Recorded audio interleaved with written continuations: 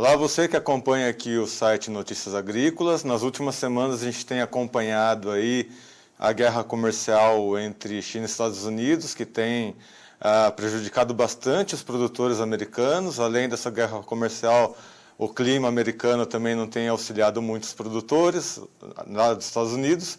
O que dificulta para uns pode ser a abertura de oportunidades para outros, como é o caso aqui do Brasil e também da Austrália. E é sobre isso que a gente vai conversar com o cônsul-geral e adjunto comercial da Austrália em São Paulo, Sr. Greg Wallace. Seja bem-vindo, Greg, aqui ao site Notícias Agrícolas. Alô, bom dia, Erickson, tudo bem? Tudo bom. Greg, a gente vai conversar então um pouquinho sobre quais as consequências, né, que esse fechamento de mercado, essa guerra comercial entre Estados Unidos e China tem trazido aí para a Austrália, né? A Austrália é um longo parceiro comercial da China, fazem parte de um importante bloco econômico, né, entre a Oceania e a Austrália. E a primeira pergunta que eu quero fazer é o seguinte: a Austrália é o sexto maior país do mundo em extensão, né, em área, e possui cerca de 25 milhões de habitantes aí. O Brasil, que é o quinto maior país do mundo em extensão, ao contrário, tem 200 milhões de habitantes. Isso fez com que a Austrália tivesse uma visão mais focada no mercado internacional, né? Até inclusive com relação ao clima australiano, há uma falta de disponibilidade por água no país. Como que o país, né, como que a Austrália tem conseguido trabalhar a sua agropecuária interna para, inclusive, suprir essas demandas, né, que ao longo do tempo, e as novas demandas aí que a China tem colocado ao mercado, né? Então a gente vai falar um pouquinho com o Greg para entender um pouco como que é o processo de produção da agropecuária australiana. Ok, Erickson, primeiramente gostaria de agradecer a oportunidade de falar sobre esse assunto que é bem relevante e interessante para nós aqui no consulado. Eu acho que a situação para o Brasil e a Austrália são um pouco diferentes, porque na realidade o Brasil tem capacidade de produzir muito mais que a Austrália. Mesmo que a Austrália é um grande país exportador, especialmente de carne bovina, o Brasil tem capacidade de produzir muito mais. Então, se for uma lição para o Brasil, eu não sou na posição de dar lição na realidade, mas se for alguma coisa que o Brasil pode aprender da Austrália enquanto a exportação dos produtos para o mundo, seria que a Austrália abriu muitos mercados externos para criar oportunidade para seus produtos, e por isso a nossa taxa de exportação é muito alta, especialmente para os mercados asiáticos. E também investimos muito na marca australiana, que é muito forte, especialmente novamente na Ásia. E isso ajuda muito a possibilidade de incrementar e crescer as exportações, porque nossa marca é muito forte na Ásia. E eu acho que essa é a diferença principal entre o Brasil e a Austrália. O Brasil tem muita capacidade, muito volume, mas a Austrália tem uma marca muito forte e um mercado muito específico para produtos de qualidade na Ásia, incluindo a China, obviamente. Isso eu acho. A gente viu que ao longo desse tempo o foco australiano foi em investimentos em realmente na sua marca interna, né? Foi desenvolver tecnologias, inclusive, para suprir essas dificuldades que o país teve com relação ao seu clima, né? Que é um país bem seco, e com relação a essa disponibilidade por água, né? Acho que o principal ponto com relação à Austrália é que a Austrália conseguiu realmente criar aí um selo internacional de qualidade, né? Focando em tecnologia, focando realmente no mercado externo, que é o que atualmente o Brasil tem tentado fazer um pouco, né? Mas como que foi esse processo, Sr. Greg? Explica um pouquinho como que a visão australiana possibilitou essa abertura de novos mercados, né? Que a gente sabe que o mercado internacional é rígido, né? Com relações principalmente quando se fala em produção agropecuária, existem diversas atitudes que devem ser tomadas antes de você tentar visar o mercado exterior, né? Como que esse foco em desenvolvimento tecnológico, em desenvolvimento de um selo interno de qualidade, conseguiu conquistar o mercado externo aí? Você tem razão, Harrison, que a gente tem muito desafio enquanto a clima, porque a Austrália é um país bem mais seco que o Brasil, mas também às vezes sofremos de enchentes também. Então, tem vários problemas com o clima na Austrália, vários desafios, dizer, que vocês normalmente aqui não têm em Brasil. E isso não simplesmente reflete a volume de produção que é possível aqui no Brasil, mas também isso exige que a gente implementar algumas características, policies, dizer que para aumentar a nossa produtividade de produção. Então, a Austrália é um país que a produtividade, desde a mão de obra, em qualquer área da cadeia produtiva, é muito alta na Austrália, porque tem que ser assim, por causa dos desafios que a gente tem, não só com o clima, como a distância que você tem no Brasil também, com a pequena população que a gente tem no interior do país para suportar indústrias. Enfim, temos vários desafios, mas, por outro lado, como eu falei, tem grandes vantagens enquanto a marca da Austrália. E, na realidade, a Austrália não pretende satisfazer toda a demanda de produtos agrícolas da Ásia, nem de carne, nem de algodão, nem dos produtos. Nossa posição é criar produtos de qualidade. Sempre seria assim. Então, enquanto a gente no futuro pretende aumentar até uns 50% do nosso total da produção agrícola no país, realmente o foco continuará a ser em qualidade, não quantidade. E um dos produtos que chama a atenção na Austrália é com relação, né, à pecuária, né, a pecuária de corte australiana, que tem aí um reconhecimento internacional, com carnes premiadas ao redor do mundo. E agora a gente tem um novo cenário chinês, que com a peste suína está demandando mais carne, né? Como que a Austrália, né, tem se preparado para essas novas demandas por carne, né? Que a gente vê aqui, eu tenho alguns dados aqui de uma pesquisa que diz que o rebanho bovino australiano em 2013 foi de 29,29 milhões de cabeças, e a expectativa é que encerre o ano de 2022 com 29,40 milhões de cabeças. Ou seja, um crescimento aí apenas de 0,4% em um período de 10 anos, né?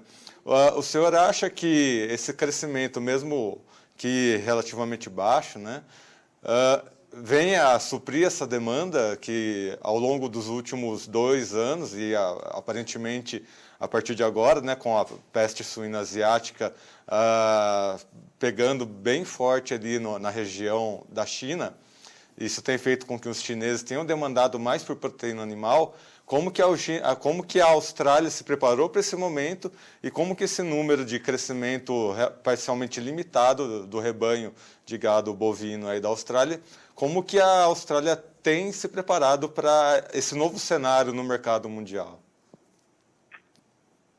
Primeiramente, como eu falei antes, as condições climáticas afetam bastante a capacidade para a Austrália aumentar seu rebanho, seja de gado ou qualquer outro animal. E, obviamente, seria muito bom se a gente pode aumentar muito nossos rebanhos para atender a demanda asiática, mas, como eu falei anteriormente, não é exatamente a meta que a gente tem.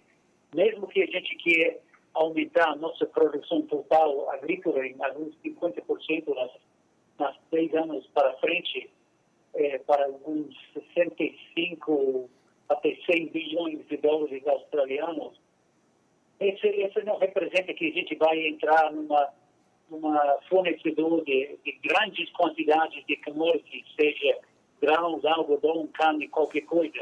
Essa não é nossa posição no mercado.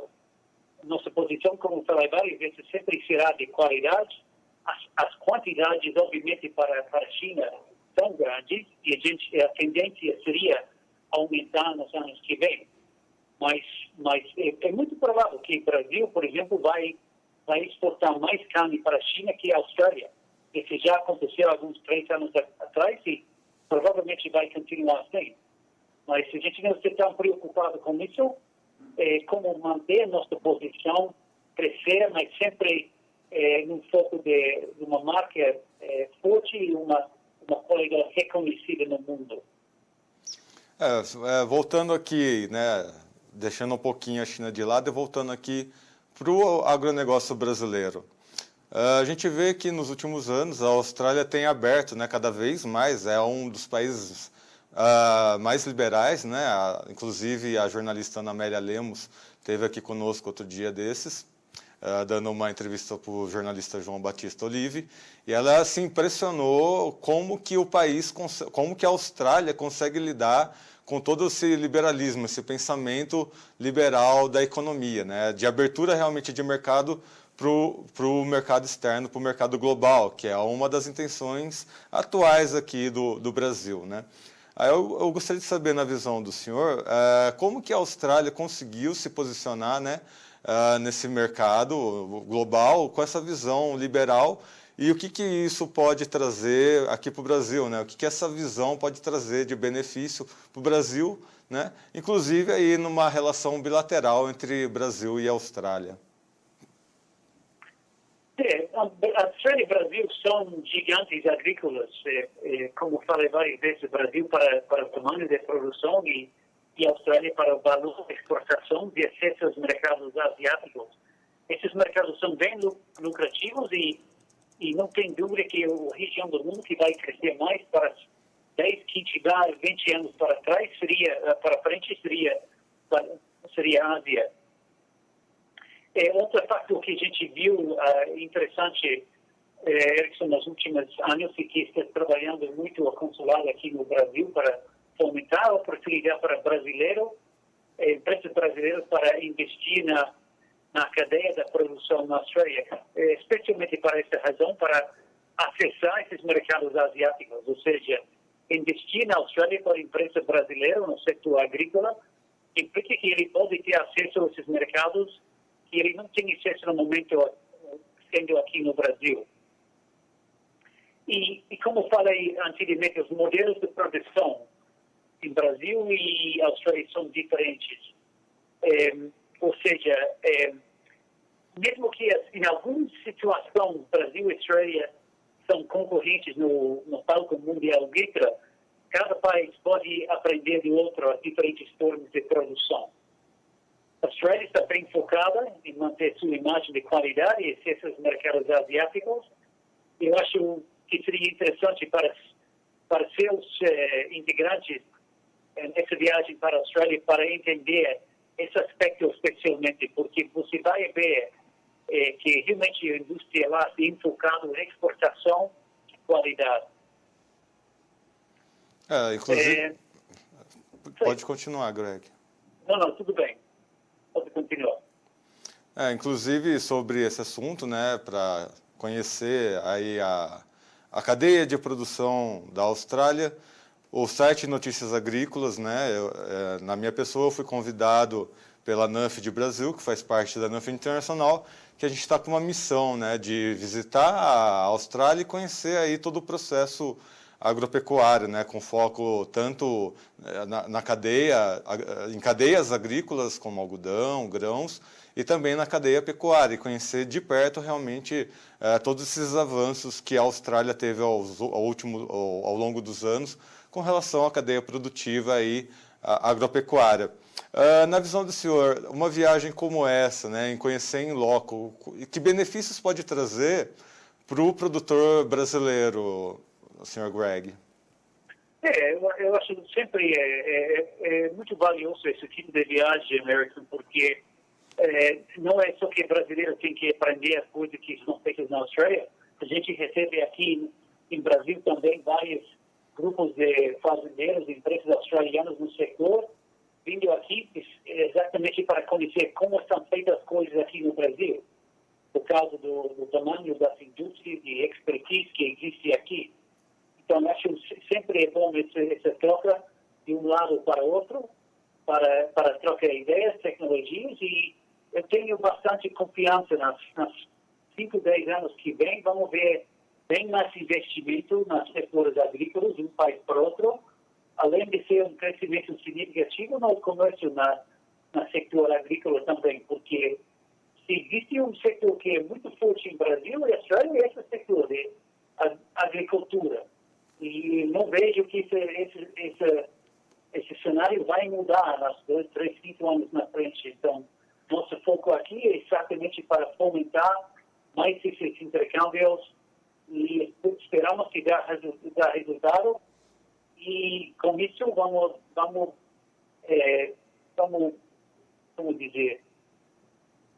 vamos deixar os países um pouco mais perto, especialmente nesse aspecto de agrícola. Ok. Muito obrigado, Greg, pelas suas informações, né? Convido para participar mais vezes aqui conosco do site Notícias Agrícolas, trazendo aí informações diretamente, né, como representante da Austrália aqui no Brasil. Muito obrigado e, né, você, então, que acompanha aqui o site Notícias Agrícolas, que gostaria de conhecer de perto aí, né, a realidade da agropecuária australiana, fica aqui o convite. O site Notícias Agrícolas estará participando, então, de uma viagem técnica internacional, trazendo as últimas informações e novidades diretamente da Austrália, e também vai se estender essa viagem para a Nova Zelândia, que é um opcional aí para quem quiser acompanhar e também ter as últimas informações com relação à agropecuária da Nova Zelândia. Todas as informações sobre essa viagem todas as informações sobre essa viagem vão estar listadas aqui embaixo dessa entrevista, dessa reportagem. Eu convido a todos que procurem conhecer mais sobre essa viagem, que terá a participação aí, então, do site Notícias Agrícolas, trazendo informações de diversas partes aí do mundo para transformar você, produtor rural que nos acompanha, o mais bem informado do Brasil. Eu vou ficando por aqui, a gente se encontra num próximo vídeo. Até mais, um abraço.